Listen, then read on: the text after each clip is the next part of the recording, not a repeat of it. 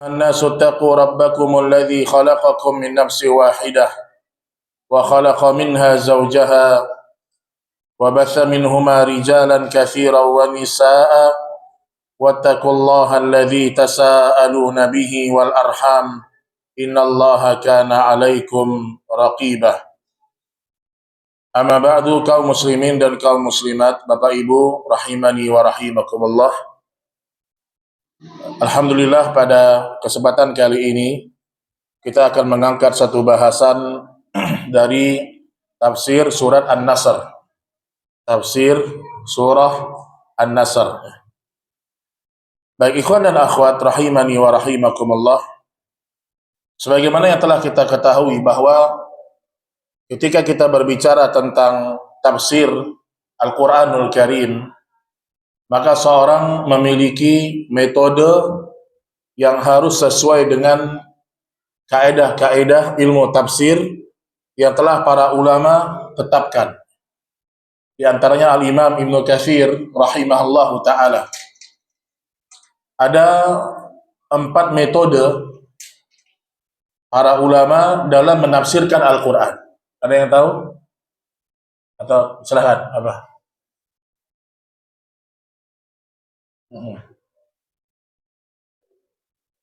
Al-Quran dengan Al-Quran, Al-Quran dengan hadis, Al-Quran dengan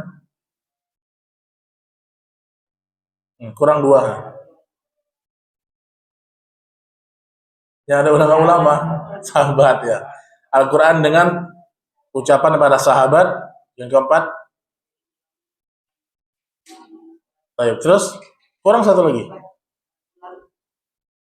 Ulama dan para sahabat sudah 1, itu satu poin. Nah, terakhir, jadi pertama Al-Quran dengan mumtaz ya, barakallahu fiik. Pertama Al-Quran dengan Al-Quran. Dan urutan ini tidak boleh loncat, tidak boleh. Jadi kita baca satu ayat, harus ayat ini ditafsirkan dulu dengan ayat-ayat yang lain. Kalau ternyata ayat ini tidak ada ayat Al-Quran yang lain menjelaskannya, maka ayat Al-Quran tersebut ditafsirkan sesuai dengan hadisnya Rasul Sallallahu Alaihi Wasallam yang sahih. Misal contoh ya, Allah berfirman dalam surah Al-An'am, alladzina amanu wa lam yalbisu imanahum bidzulmin ulaika lahumul amnu wa hum muhtadun. Dan orang-orang yang beriman yang mereka tidak mencampur adukan imannya dengan kezoliman, ulaika lahumul amnu wa hum muhtadun. Mereka ini adalah orang-orang yang aman dan mereka mendapatkan hidayah. Allah sebutkan di situ kalimat az-zulmu, kalimat zalim. Apakah makna zalim di sini? Adalah kezoliman yang kita maksud, misalnya memukul orang atau mencuri. Ternyata kata zalim di sini ditafsirkan oleh Nabi Shallallahu Alaihi Wasallam dengan ayat Al-Quran yang lain, yang sama-sama ada kata zalimnya, tapi pada ayat yang lain. Misalnya Nabi menafsirkan ketika membaca ayat ini, beliau mengatakan, awalam tasma qaula Luqman li bani. Tidakkah engkau mendengar ucapannya Luqman kepada anaknya? Ya bunayya la tusyrik billah, inna syirka la zulmun azim. Jadi sama-sama zalim, tapi kezaliman yang dimaksud ditafsirkan dengan ayat Al-Quran yang lain. Jadi kita nggak ada celah sedikit pun ketika kita membaca Al-Quran, kita menafsirkan sendiri, tidak boleh. Ini satu ayat ditafsirkan dengan ayat yang lain. Metode kedua, yaitu menafsirkan ayat Al-Quran dengan hadis Nabi Shallallahu Alaihi Wasallam yang sahih. Hanya yang sahih. Ya. Jadi kita berusaha menafsirkan dengan hadis Nabi yang sahih. Contohnya apa? Ada perintah Allah di Al-Quran, tapi Allah tidak jelaskan tentang secara rinci maknanya. Kemudian dijelaskan dalam hadis. Contoh tentang aurat para wanita. Allah memerintahkan kepada para wanita untuk yudnina alaihinna min jalabibihin. supaya para wanita itu menjulurkan jilbabnya ke seluruh tubuhnya. Dzalika ayy'rafna fala yu'zain. Itu lebih bagus bagi mereka supaya mereka tidak diganggu. Allah juga mengatakan illa ma dhahara minha. Wanita dia menutup auratnya seluruh tubuhnya kecuali apa yang biasa tampak. Itu nggak apa-apa dibuka, nggak apa-apa diperlihatkan. Nah, apa yang biasa tampak ini Allah tidak sebutkan di Al-Quran. Maka kita nggak boleh karang-karang. Oh, mungkin maksudnya ini. Oh, maksudnya ini. Nggak boleh. Kita langsung merujuk kepada hadis. Oh, ternyata ada hadis yang menjelaskan. Nabi mengatakan maksudnya adalah kecuali wajah dan kedua telapak tangan. Artinya tubuh wanita harus ditutup keseluruhannya kecuali wajah dan kedua telapak tangan. Kita tahunya dari mana? Dari hadis Rasul Shallallahu Alaihi Wasallam. Dan kalau kita baca hadis, ya, maka kita berusaha untuk menjauhi hadis-hadis yang dhaif. Apalagi hadis-hadis yang palsu, dijauhi, Pak. Karena hadis yang sahih saja kita belum tentu pernah baca semuanya. Sudah ada yang pernah khatam Sahih Bukhari? Udah Ustaz, daftar isinya. Oh, daftar isi oke lah. Jadi Sahih Bukhari pun yang sahih saja mungkin sebagian kita belum pernah membaca semuanya. Belum Sahih Muslim, belum Musnad Imam Ahmad yang jumlahnya semakin banyak. Berarti menunjukkan seorang tidak boleh dia bermudah-mudahan dengan hadis-hadis yang dhaif. Nah, kalau dalam hadis tidak ada, maka menafsirkan Al-Quran dengan ucapan siapa? Para sahabat. Dengan ucapannya para sahabat. Oh, ternyata di ayat lain tidak ada, di hadis juga tidak ada. Maka kita lihat, pernahkah sahabat berbicara tentang ayat itu? Kenapa hanya para sahabat, Ustaz? Kenapa tidak boleh mungkin orang-orang soleh atau para ulama? Karena para sahabat orang yang paling tahu tentang ayat yang turun di masa mereka. Di masa para sahabat, ayat itu turun, mereka tahu. Oh, ayat ini turunnya karena kejadian ini. Oh, ayat ini turunnya karena pembelaan terhadap sahabat yang ini. Oh, ayat ini turunnya membela ibunda Aisyah. Oh, ayat ini turunnya misal menegur Abu Bakar. Ketika Abu Bakar menghentikan nafkahnya kepada Mistah bin Utsatsah. Jadi Abu Bakar karena dia punya seorang bibi, ikut-ikutan dalam rangka menuduh Aisyah berzina, maka Abu Bakar pun mengatakan saya akan berhentikan nafkah saya kepada dia. Langsung turun ayat menegur Abu Bakar. Ala tuhibbuna ayaghfirallahu lakum? Apakah engkau tidak mau dimaafkan Allah? Kata Abu Bakar, aku ingin dimaafkan Allah, maka aku maafkan Mistah bin Utsatsah. Jadi banyak ayat turun, sebagiannya menceritakan tentang kejadian yang menimpa para sahabat. Ridwanullah alaihim ajma'in. Jadi ucapannya para sahabat itu benar-benar kita rujuk. Nah, kalau tidak ada ucapannya para sahabat, baru yang terakhir apa? Apa yang terakhir? Apa? Dengan bahasa apa, Pak? Bahasa Arab. Apa bahasa Minang? Bahasa Arab ya. Dengan bahasa Arab fushah, Arab fasih. Boleh nggak orang dia tafsirkan satu ayat langsung dengan metode bahasa Arab? Tidak boleh. Kenapa? Penafsiran dengan bahasa Arab itu terlalu luas cakupan maknanya. Jadi harus sesuai dengan urutan ini. Maka antum coba lihat ya, sebagian kelompok-kelompok yang menyimpang, bahkan ada sebagian mereka nggak mau sholat. Gara-gara mereka menafsirkan ayat Al-Quran dengan bahasa Arab. Contoh, Allah mengatakan, wa aqimus sholata wa atuz zakah. Dirikanlah sholat, tunaikanlah zakat. Mereka mengatakan sholat secara bahasa artinya adalah doa. Jadi kalau azan berkumandang, ada sebagian kelompok mereka hanya diam. Mereka berdoa. Mereka tafsirkan dengan metode bahasa. Kalau sudah dengan metode bahasa, terlalu luas cakupannya, terlalu luas. Dan perlu diperhatikan, ini sebagai mukaddimah saja, perlu diperhatikan, kalau ternyata penafsiran dengan metode bahasa Arab itu menyimpang dengan metode Al-Quran dengan Al-Quran, maka wajib kita mengikuti penafsiran Al-Quran dengan Al-Quran. Al-Quran dengan hadis. Oh ini kan secara bahasa kayak gini. Oh ya secara bahasa iya. Tapi secara praktek di zaman Nabi tidak demikian. Maka wajib mengikuti praktek di masa para sahabat. Dan itu contohnya sangat banyak ya. Kadang-kadang orang tafsirkan secara bahasa, ternyata tidak cocok dengan praktek di masa Rasulullah Shallallahu Alaihi Wasallam. Baik kaum muslimin dan muslimat rahimani wa rahimakumullah. Kita bahas secara singkat, tafsir singkat tentang surat An-Nasr.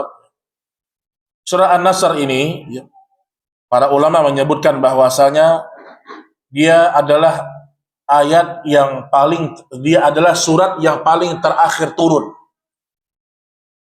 Surat yang paling terakhir turun itu An-Nasr. Kenapa? Karena surat ini turun untuk memberitakan tentang kemenangan kaum muslimin dan juga termasuk menjelaskan tentang dekatnya ajalnya Rasulullah Sallallahu Alaihi Wasallam. Jadi kalau surat yang sempurna yang terakhir turun itu An-Nasr. Adapun ayatnya apa?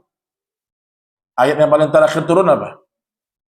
Al-yauma akmaltu lakum dinakum wa atmamtu alaikum ni'mati wa raditu lakumul Islam madinah. Itu yang paling terakhir turun. Kalau ayatnya itu. Ada sebagian yang mengatakan dalam surat firman Allah wattaqu yauman turja'una fihi ilallah. Sebagian mengatakan ayat tersebut. Maka ketika turun ayat ini, al-yauma akmaltu lakum dinakum, aku telah sempurnakan agama Islam. Apa kata Umar bin Khattab? Fama ba'dal kamal illa nuqsan. Kalau Islam sudah sempurna, berarti kalau ditambah-tambah akan berkurang kesempurnaannya. Ini saya ulangi, ketika Allah mengatakan Islam sudah sempurna, berarti maknanya kalau ditambah-tambah akan berkurang kesempurnaannya. Maka kita terima apa adanya Islam sebagaimana apa yang telah diajarkan oleh Rasulullah Sallallahu Alaihi Wasallam. Baik ikhwan dan akhwat rahimani wa rahimakumullah. Surah An-Nasr ini memiliki beberapa nama ya, beberapa nama. Yang familiar adalah namanya surat An-Nasr. Sebagian ulama menamakan dengan surat Idza Jaa Nasrullah. Jadi penamaan surat terkadang juga diambil dari kata yang ada pada surat itu. Terutama kalimat-kalimat pertama. Kecuali surat apa? Surat Al-Ikhlas. Rata-rata, Pak, semua surat di Al-Quran itu diambil dari kata yang ada dalam surat itu. Contoh Al-Kafirun. Qul ya ayyuhal kafirun. Abu Lahab. Tabbat yada abi lahabi wa tab. Misalnya lagi banyak ya. Ad-duha, wad-duha. Amma yatasa'alun. Juz amma yatasa'alun. Jadi rata-rata diambil dari nama surat, nama ayat yang ada di kalimat itu. Kecuali surat Al-Ikhlas. Kalau ditanyakan, ya, apa ayat yang paling agung dalam Al-Quran? Apa jemaah? Sesuai dalil ya. Hah? Pernah Nabi Shallallahu Alaihi Wasallam bertanya kepada Ubay bin Ka'ab, radhiyallahu taala anhu. Ubay bin Ka'ab ini aqra'us sahabah, sahabat yang paling aqra', yang paling bagus bacaannya, yang paling fasih, yang paling banyak hafalannya. Ketika di masa Nabi dia juga menjadi imam. Di masa Umar bin Khattab ditunjuk menjadi imam juga. Ubay bin Ka'ab. Ubay bin Ka'ab pernah ditanya sama Nabi, SAW, wahai Ubay, menurutmu apa ayat yang paling agung dalam Al-Quran? A'azam fi kitabillah. Maka kata Ubay bin Ka'ab, Allah wa rasuluhu a'lam. Sebenarnya Ubay tahu. Dia tahu, Ubay bin Ka'ab tahu. Tapi di antara adabnya para sahabat, mereka tidak mau jawab. Kemudian yang kedua Nabi tanya lagi, wahai Ubay, apa ayat yang paling agung dalam Al-Quran? Ketika Ubay bin Ka'ab melihat, oh ternyata Nabi memang butuh jawaban. Artinya Nabi ingin mendengar dari Ubay sendiri, menguji kemampuannya Ubay bin Ka'ab. Maka Ubay bin Ka'ab mengatakan, Allahu la ilaha illa huwal hayyul qayyum. Ayat surat kursi, ayat kursi surat Al-Baqarah. Pertanyaannya, kenapa itu yang paling afdol, Pak? Kenapa itu yang paling agung dalam Al-Quran? Karena ayat kursi itu ayat yang paling banyak menceritakan, menyebutkan tentang keagungan Allah. Allah paling banyak disebutkan kalimat-kalimat Allah di situ. Maknanya, keagungannya dan kemuliaannya. Baik, kita ambil ayat pertama dulu. Surat An-Nasr ini, itu dia penamaannya, dia ada terdiri dari tiga ayat. Dan surat An-Nasr dia termasuk surat Madaniyah. Allah Subhanahu wa taala berfirman, "Idza jaa nasrullahi wal fath." Apabila telah datang pertolongan Allah dan kemenangan. Di sini dalil menunjukkan bahwa kemenangan, pertolongan hanya datang dari Allah. Jangan pernah mengatakan gara-gara saya, jangan. Pertolongan, kesuksesan kita di dunia dan di akhirat itu murni semua datang dari Allah. Murni semua datang dari Allah. Makanya Nabi ketika ditanya, apakah kita masuk surga karena amal kita? Kata Nabi, tidak. Termasuk saya.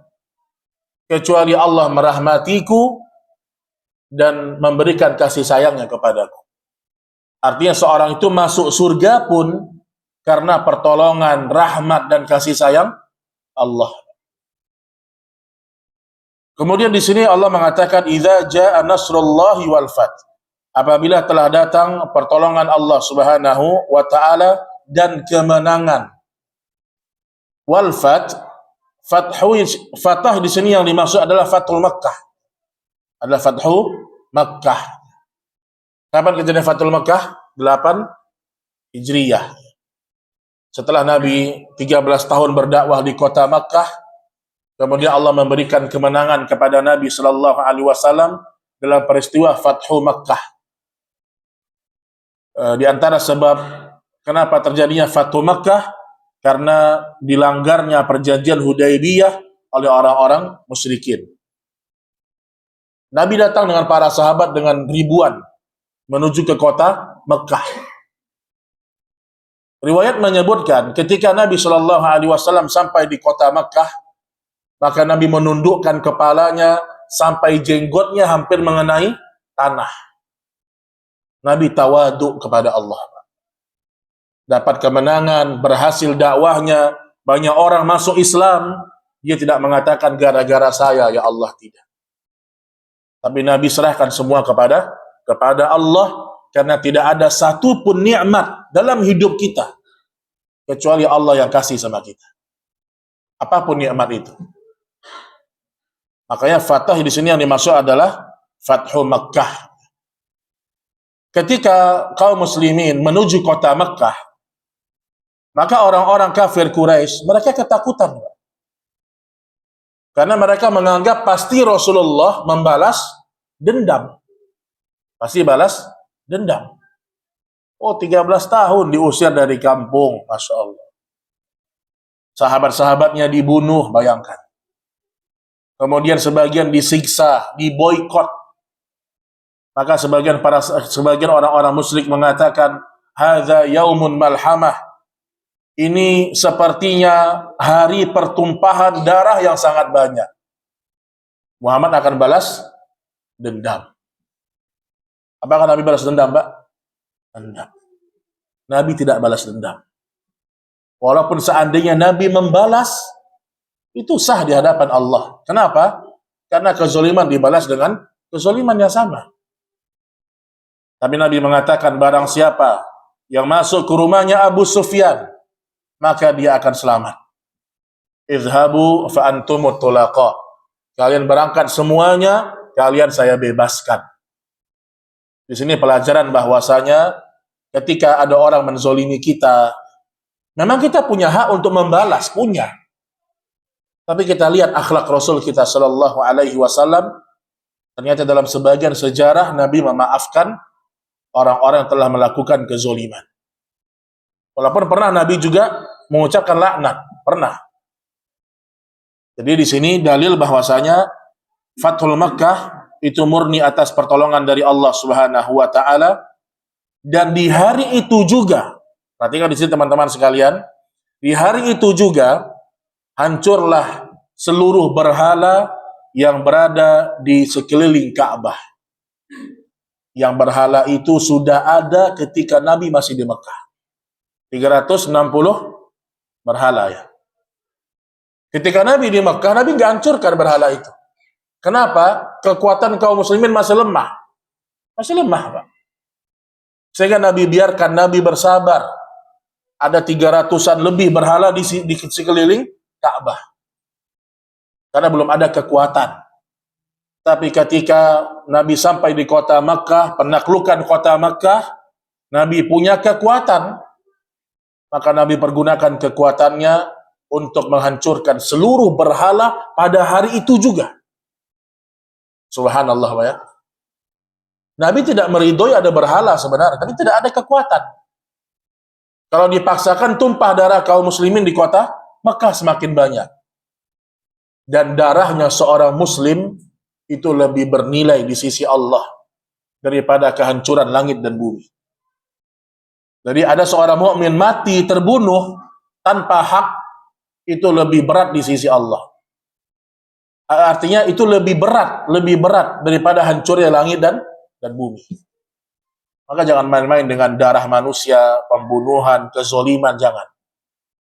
Apalagi ikut-ikutan, copet, kejar semuanya. Ternyata mungkin dia nggak copet, Pak. Kita ikut-ikutan mukulin dia. Mati itu orang, kita kena hukum. Makanya Umar bin Khattab, dia pernah mengatakan, yang dikisos bukan hanya yang membunuh, tapi yang mensupport, yang menjadi, yang mengirim, dan seterusnya. Kena itu. Hati-hati. Ya. Makanya Ali bin Abi Thalib, kenapa banyak orang-orang Khawarij mendesak Ali untuk mencari pembunuhnya Utsman? Bukan mencari, tapi mengkisos pembunuhnya Utsman. Pembunuh Utsman hanya satu orang, Pak. Satu orang pembunuhnya Utsman. Tetapi di belakang orang ini ada ribuan. Kata Utsman, bagaimana aku bisa memutuskan kisos? Sementara di balik satu orang ini ada ribuan yang mendukung pembunuhannya Utsman. Karena Ali bin Abi Thalib memahami yang dibunuh bukan hanya yang membunuh, termasuk yang mensupport, yang ikut-ikutan. Jadi hati-hati dengan darahnya kaum muslimin, ya. Karena darahnya kaum muslimin, hartanya haram kita tumpahkan dan haram kita ambil dengan cara yang zalim. Kata Abdullah bin Abbas dalam hadis Bukhari, Nabi Shallallahu Alaihi Wasallam keluar dari Madinah pada bulan Ramadan bersama 10.000 pasukan. 10.000 pasukan. Itu terjadi 8,5 tahun setelah beliau hijrah ke Madinah, dan beliau ketika itu berjalan menuju Mekah bersama kaum muslimin, awalnya dalam keadaan berpuasa. Kemudian mereka sampai pada satu tempat yang bernama Al-Kadid, itu air antara Usfan dan Qudaid. Mereka akhirnya membatalkan puasa mereka. Artinya ada uzur, mereka batalkan puasa mereka. Baik, berkaitan dengan masalah surah An-Nasr ini, ada kalimat dari Amr bin Salamah radhiyallahu taala anhu ketika beliau menjelaskan banyaknya orang yang masuk Islam setelah Fathul Makkah. Kata Amr bin Salamah, wa kanatil Arab talawwamu bi islamihimil fatha fayaquluna tatrukuhu wa qaumah. Orang Arab mencela habis-habisan kemenangan karena keislaman mereka. Lantas mereka mengatakan, biarkan saja Muhammad dan kaumnya. In zahara alaihim fahuwa nabiyyun shadiq. Kalau seandainya dia menang, artinya kalau seandainya pada akhirnya Rasulullah berhasil memenangkan kota Mekkah, maka dia betul-betul seorang nabi yang jujur. Falamma kanat waq'atun ahli al-fathi badara kullu qaumin bi islamihim. Kemudian setiap kaum bergegas berangkat dengan keislaman mereka. Wa abi qaumi bi islamihim, dan ayahku, kata Amr bin Salamah, bergegas menemui kaumku dengan keislaman mereka. Jadi ternyata udah dari jauh-jauh hari orang-orang Quraisy mengatakan kalau Muhammad ini benar, suatu saat dia pasti menaklukkan kota Makkah. Tapi kalau dia nggak berhasil, berarti dia bukan nabi. Itu maksudnya. Apakah Allah langsung buktikan, Pak? Tidak. Ini maksud saya, pertolongan Allah itu tidak langsung turun sekaligus. Allah yang paling tahu kapan pertolongan itu diturunkan oleh Allah. Sama kita dalam hidup ini nggak langsung Allah tolong kita, nggak langsung. Allah uji kita.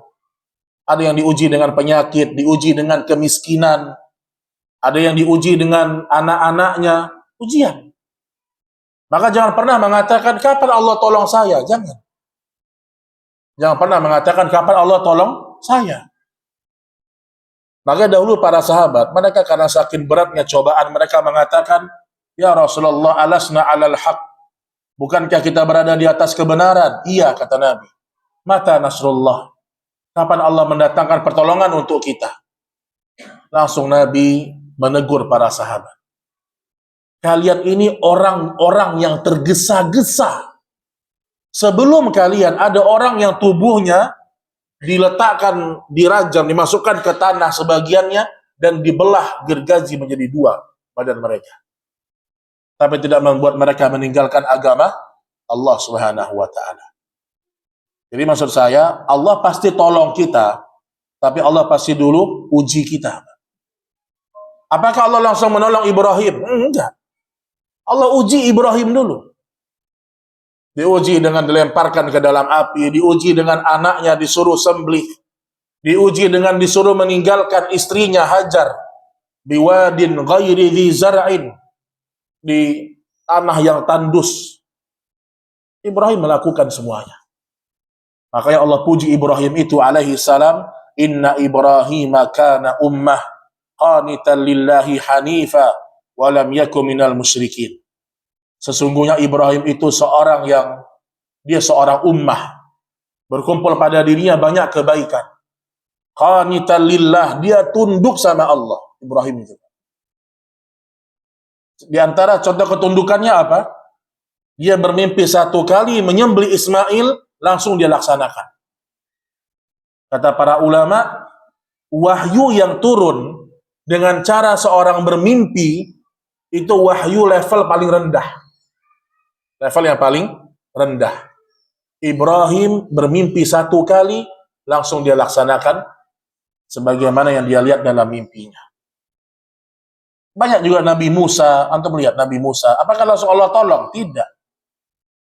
Kemudian Nabi Isa, Nabi Muhammad sallallahu alaihi wasallam, Allah baru tolong Rasul kita setelah bertahun-tahun berjuang menegakkan agama Allah. Jadi kita ini berusaha, Bapak Ibu, ya. Jangan merasa kok Allah nggak nolong saya. Kan saya sudah hijrah. Saya kan semakin dekat dengan Allah. Kok Allah nggak nolong saya? Ingat Pak, kita kalau semakin dekat sama Allah, Allah akan uji kedekatan kita. Misalnya tadi dia ahli maksiat, taubat. Apakah Allah langsung berikan dia dunia? Enggak. Allah uji, benar nggak taubatnya? Diuji sama Allah. Ahasiban nas ayyutraku ayyaqulu amanna wa hum la yuftanun. Apakah manusia mengira mereka telah beriman padahal belum diuji keimanan mereka. Jadi kita berusaha untuk selalu berhusnuzon kepada Allah. Allah pasti akan menolong orang-orang yang dekat kepadanya. Baik, kemudian Allah mengatakan, wa ra'aitan nasa yadkhuluna fi dinillahi afwaja. Wahai Muhammad, engkau akan melihat banyak orang-orang yang masuk Islam secara berbondong-bondong. Maka tidak sama sahabat yang masuk Islam sebelum Fathul Makkah dengan setelah Fathul Makkah. Beda kedudukannya, Pak. Allah bedakan derajat mereka. Wa kullan wa'adallahul husna. Tapi semuanya Allah janjikan dengan surga. Tidak sama sahabat muhajirin yang mereka 13 tahun sama Nabi berjuang dengan sahabat yang masuk Islam setelah Fathul Makkah. Tidak sama kedudukannya. Ini sama seperti tidak sama orang yang berjihad dengan orang yang duduk di rumahnya. Tidak sama. Allah akan menilai sesuai dengan amal kita masing-masing. Nah, pertanyaannya, saya pernah nanya di sini nggak ya? Kayaknya belum ya. Kalau kita masuk surga, Pak, amin ya. Kalau kita masuk surga, kita boleh minta apa aja nggak? Boleh. Kalau antum masuk surga, antum minta, ya Allah, saya pengen surga yang lebih hebat dari surganya Rasulullah. Boleh, Pak? Kan bisa semuanya. Pernah nggak saya tanya? Belum pernah saya tanya di sini ya. Apa jawabannya, Pak? Bisa nggak? Atau ibu-ibu misalnya, kalau ada ibu-ibu. Saya pengen surga, ya kayak surganya Khadijah. Padahal di dunia dia Khadijah KW misalnya. Gimana, Pak? Bisa nggak? Atau saya, ya Allah, saya memang di dunia nggak pernah tahajud, tapi saya masuk surga sekarang. Kasih saya surga, sebagaimana surga orang-orang yang tahajud. Bisa nggak, Pak? Bisa nggak gitu? Jawabannya tidak bisa. Allah mengatakan walakum fiha ma tashtahil anfus. Benar. Apa yang diinginkan oleh jiwa Allah akan kabulkan. Tetapi kata para ulama, tentu semua ada batasannya. Cuman ya, kalau kita besok sudah masuk surga, kita tidak akan terpikir hal yang kita pikirkan sekarang.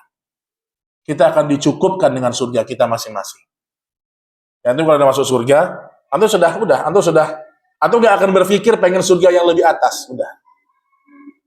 Ini kata sebagian para ulama akidah. Jadi Allah mengatakan kepada Nabi masuk Islam secara berbondong-bondong kaum muslimin. Ini menunjukkan bahwasanya benar, kebenaran itu memang bukan dengan jumlah, bukan. Tapi terkadang Allah perlihatkan kebenaran dengan banyaknya orang yang menuju kepada kebaikan. Jadi hasil dakwah itu bukan harus banyak pengikut, tidak. Bahkan dalam kitab Tauhid disebutkan dalam hadis, uridat alayyal umam. Diperlihatkan kepadaku banyak umat, kata Nabi. Fara'aitun nabiyya wa ma'ahu ar-rahd. Aku lihat seorang nabi bersamanya ada beberapa orang. Ada lagi seorang nabi bersamanya rajulan, hanya 2 laki-laki. Bahkan fara'aitu, aku melihat seorang nabi hanya 1 orang pengikutnya. Bahkan laisa ma'ahu ahad. Bahkan ada nabi besok di hari kiamat tidak ada pengikutnya sama sekali. Apakah nabinya gagal, Pak? Enggak. Karena tujuan dakwah bukan memperbanyak pengikut. Tapi tujuan dakwah menjelaskan agama Allah kepada manusia. Faman syaa falyu'min wa man syaa falyakfur. Barang siapa yang mau beriman, silahkan dia beriman. Barang siapa yang mau kafir, silahkan dia kafir. Berkaitan dengan masuk Islamnya orang secara berbondong-bondong, ada satu dialog antara Umar bin Khattab dengan sebagian para sahabat senior. Umar pernah mengumpulkan sahabat-sahabat senior untuk membicarakan tentang tafsir surah An-Nasr. Maka sahabat-sahabat muhajirin yang senior mengatakan, oh ini pertanda kemenangan kota Makkah. Oh ini pertanda nikmat yang banyak.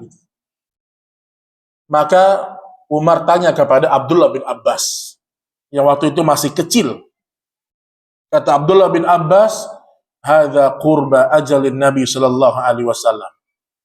Ini ayat turun menandakan sebentar lagi Nabi wafat. Kenapa? Kalau sudah menang kota Mekah, sudah berbondong-bondong orang masuk Islam, berarti tugas Nabi sudah selesai. Maka Nabi akan diwafatkan Allah tidak lama lagi. Maka kata Umar bin Khattab, aku juga menganggap penafsirannya seperti itu. Di sini dalil bahwasanya terkadang kita bisa mendapatkan ilmu dari orang yang lebih muda daripada kita. Contohnya Abdullah bin Abbas, dia seperti itu bukan hanya karena ikhtiarnya saja, tapi karena didapatkan doa dari Nabi Shallallahu Alaihi Wasallam. Baik, kemudian Allah mengatakan, fasabbih bihamdi rabbika wastaghfir. Kalau engkau telah menang ya Muhammad, sudah banyak yang masuk Islam, fasabbih bihamdi rabbika, maka pujilah Rabbmu, bertasbihlah, pujilah Rabbmu, wastaghfir, dan banyak-banyaklah beristighfar.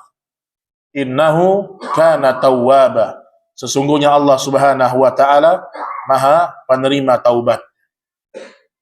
Di sini para ulama tafsir menyebutkan seorang ketika dia mendapatkan nikmat dari Allah, maka yang pertama dia puji Allah. Fasabbih bihamdi rabbika. Itu pertama. Jangan kayak Qarun, setiap dapat nikmat, oh ini gara-gara kemampuan saya, jangan. Oh ini gara-gara strategi saya, jangan Pak. Pertama selalu ucapkan alhamdulillah. Alhamdulillah. Dan kalimat alhamdulillah ini diucapkan baik ketika mendapatkan nikmat maupun ketika mendapatkan ujian. Antum baca kisah tentang wafatnya anaknya Ummu Sulaim, anaknya Ummu Sulaim. Jadi yang kisahnya panjang ya. Ketika itu anaknya wafat, kemudian dia nggak kasih tahu sama suaminya. Kemudian dia layani suaminya dengan baik, diberikannya makan.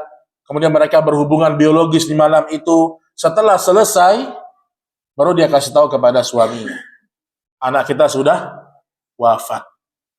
Maka ketika itu dia mengatakan, Inna lillahi wa inna ilaihi raji'un, alhamdulillahi ala kulli halin. Segala puji bagi Allah atas segala keadaan. Jadi kata para ulama, apapun yang menimpa kita, tetap katakan alhamdulillah. Kalau dia nikmat, alhamdulillahilladzi bi ni'matihi tatimmus shalihat. Kalau sesuatu yang memang tidak kita suka, menyedihkan kita, tetap kita ngomong alhamdulillah ala kulli hal. Gimana kabar antum? Pak ya Ustaz, sakit kepala Ustaz. Jangan kayak gitu, Pak. Sakit kepala Ustaz. Gimana kabar antum? Alhamdulillah ala kulli hal Ustaz. Berarti lagi tidak fit misalnya. Jadi kita tuh nggak ada satupun hak untuk mencela Allah, tidak ada. Ini menunjukkan apa? Kita disuruh oleh Allah untuk selalu mengingat nikmat. Apa kata Allah? Innal insana li rabbih lakanut. Manusia itu, yang namanya manusia, itu punya sifat kanut. Apa itu kanut? Kata Hasan Al-Basri, ya'uddul masaib wa yansan ni'am. Allah mengatakan manusia itu punya sifat kanut. Kata Hasan Al-Basri, ya'uddul masaib. Yang namanya manusia suka menyebut-nyebut musibah. Wa yansa ni'am. Sebut-sebut masalah, sebut-sebut musibah, tapi dia melupakan nikmat yang banyak. Lihatlah pas COVID, itu yang disebut terus. Kita lihat pas COVID. Berita tentang COVID. Seakan-akan hilang semua nikmat Allah. Ini kunci bahagia dalam hidup Bapak Ibu. Kalau kita dapat musibah, atau sesuatu yang tidak kita sukai, atau target nggak sesuai dengan keinginan, maka kita cepat-cepat ingat nikmat Allah yang lain. Kalau tidak, setan akan membuat kita fokus kepada musibah itu. Itu kata Hasan Al-Basri, ya'uddul masaib. Jadi hidupnya ngeluh terus. Aduh, gimana kabar antum? Payah Ustaz, ini usaha ini. Besok ketemu tanya lagi, oh payah juga Ustaz. Jadi nggak ada hidup dia bahagia, nggak bahagia dia Pak. Tapi kalau orang senantiasa mengingat nikmat, oh misalnya sedang sulit, diberhentikan di pekerjaan, di PHK misalnya, tetap alhamdulillah ala kulli hal, badan masih sehat. Alhamdulillah masih bisa makan. Alhamdulillah masih bisa berjalan, ada orang kakinya tidak bisa dipakai jalan. Selalu ingat nikmat Allah yang lain, kita pasti bahagia. Jangan fokus kepada musibah itu saja. Itu namanya kanut, sifat kanut. Makanya kalau dapat nikmat, sering-sering kita bertasbih kepada Allah.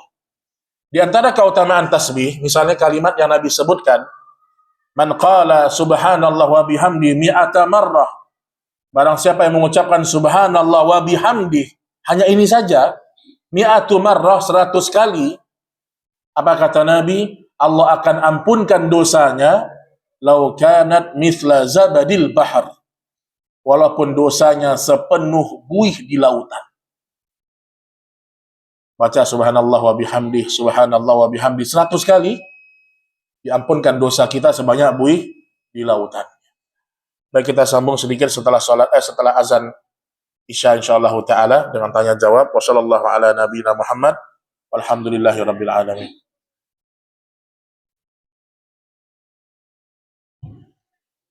Alhamdulillah wassalatu wassalamu ala Rasulillah wa ala alihi wa sahbihi wa mawalah. Wala haula wala quwata illa billah. Kita sambung sedikit lagi sebelum kalau ada yang ingin ditanyakan. Allah mengatakan fasabbih bihamdi rabbika wastaghfir innahu kana tawwaba. Al-Imam Al-Qurtubi beliau menjelaskan kenapa setelah Allah menyuruh Nabi bertasbih, Allah menyuruh Nabi sallallahu alaihi wasallam untuk beristighfar. Imam Al-Qurtubi sebutkan ada 3 alasan.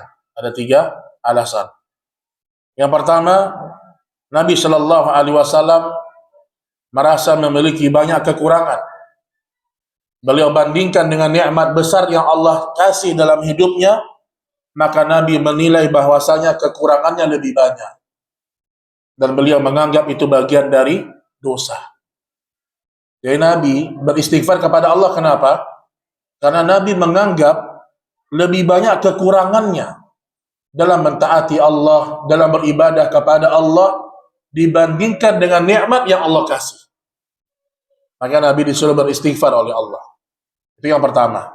Alasan yang kedua, istighfarnya Nabi, kata Imam Al-Qurtubi, dalam rangka ibadah kepada Allah.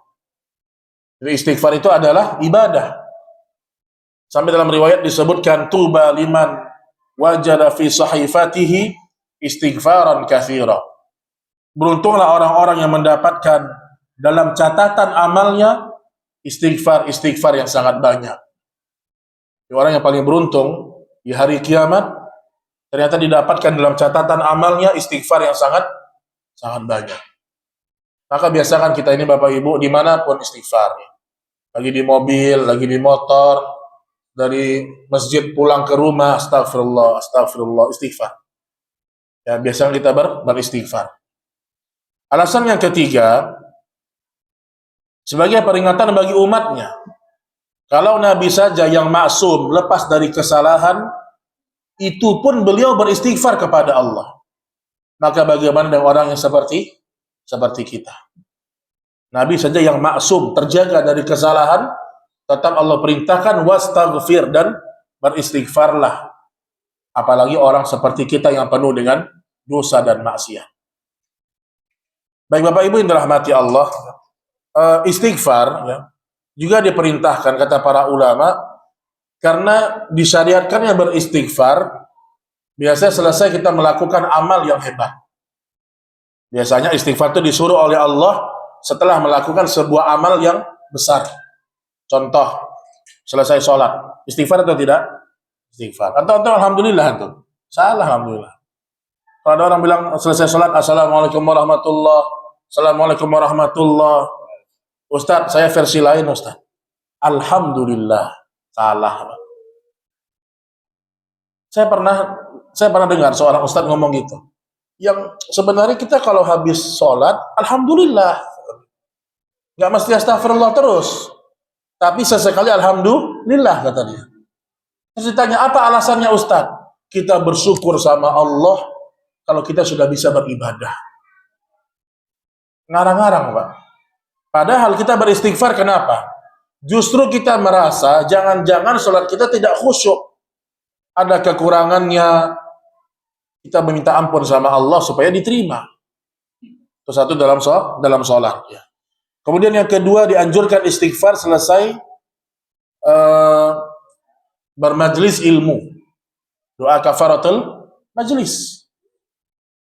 Kata para ulama, seandainya seorang itu dia bermajlis ilmu, mungkin ada kalimat yang salah, mungkin ada kalimat yang keliru, maka kalimat kafaratul majlis itu menghapuskan kesalahan-kesalahan itu.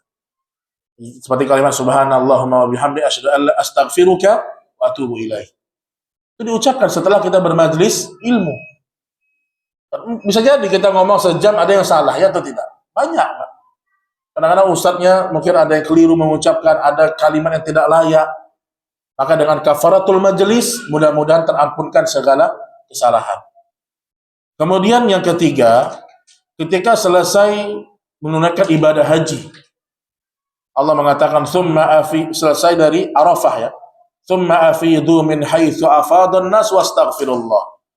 Kemudian bertolaklah kamu dari tempat bertolaknya orang-orang di Arafah dan mohonlah ampun kepada Allah Subhanahu wa taala.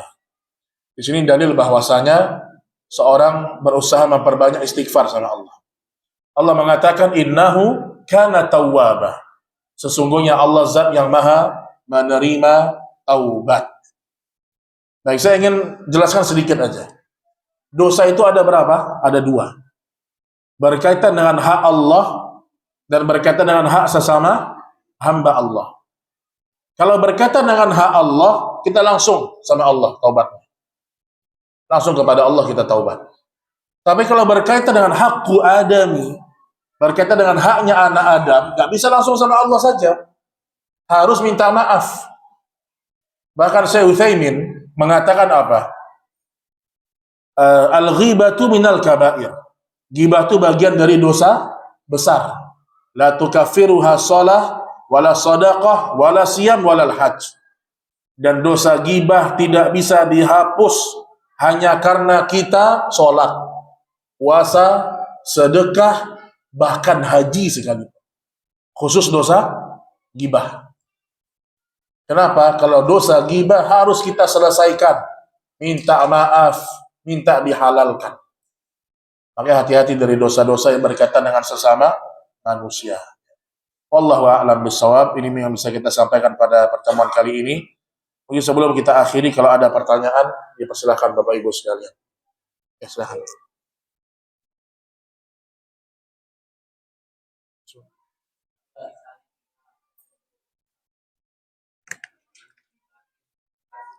Kita digibahin. Oh, kita menggibah.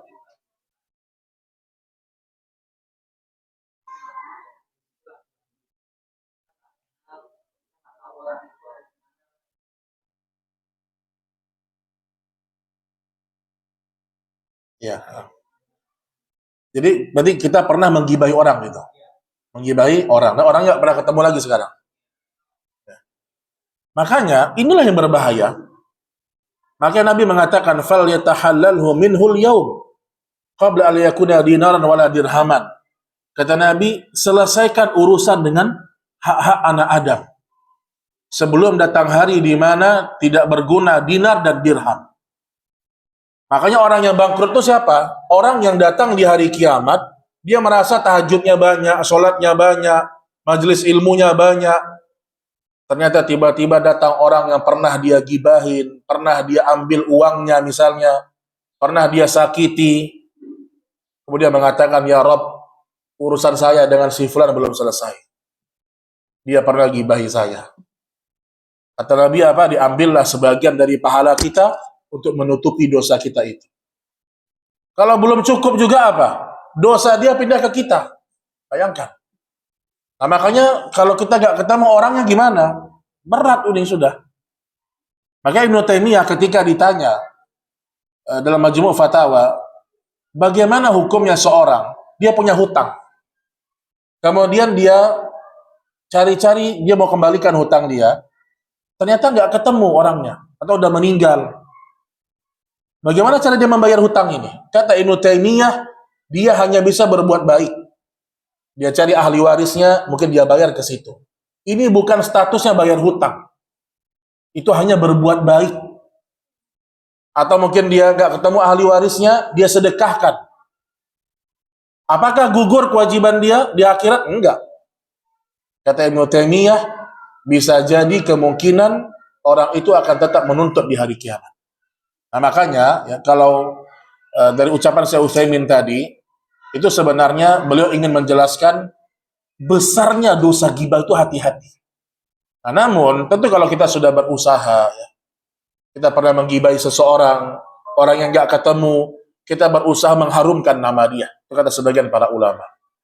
Kita pernah jatuhkan kehormatannya, sekarang kita puji, kita infokan ke orang dia orang-orang yang baik. Tapi biasanya kalau ghibah beda dengan fitnah kan. Kalau ghibah pasti kan membicarakan keburukan biasanya. Nah, intinya adalah ya, banyak-banyak aja lah istighfar. Intinya itulah.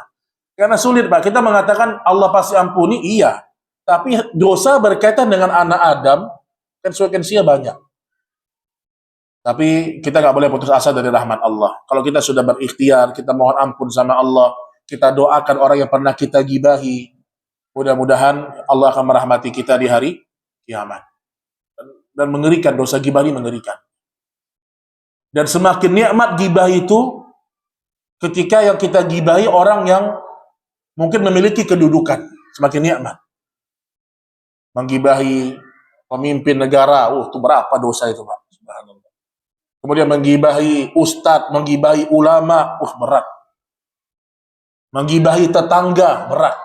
Ya. Wallahu ta'ala a'lam bis-shawab. Ya, silakan Pak.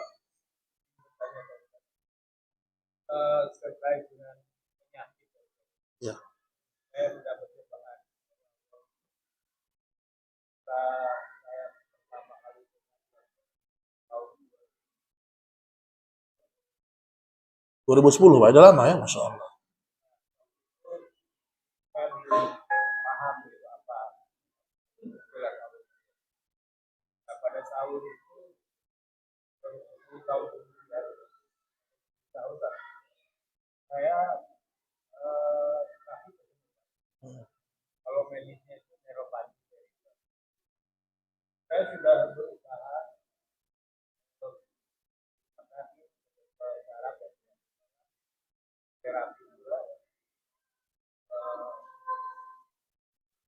opini di rumah sakit yang lain juga saya berobatnya di rumah sakit hadir gitu sama Ya. nah saya sampai sekarang masih subuh juga sudah berusaha berdoa malah ada ustaz yang mengajarkan doa lagi Ayo. Ya. sekarang saya tuh hanya buat jalan 4 menit Masya Allah. dia naik Sampai sekarang.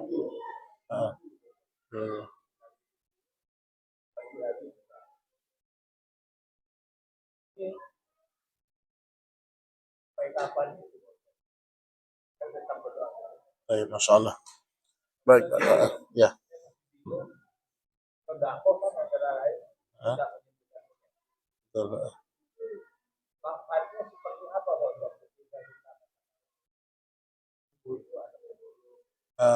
Ya. Baik, barakallahu fiik, Pak. Ya, jadi Bapak Ibu, ya. Semua musibah kalau kita ridho dengan apa yang Allah uji kepada kita, itu ada pahala yang sangat besar. Nah, sekarang kita doa, sampai kapan kita berdoa? Ingat, Pak. Kita kan doa ingin sembuh, ya atau tidak? Ingin sembuh. Berarti ingin Allah menolong kita. Ibnu Qayyim mengatakan, ingat baik-baik ini. Banyak orang berdoa yang dia harapkan hanya bantuan Allah di dunia.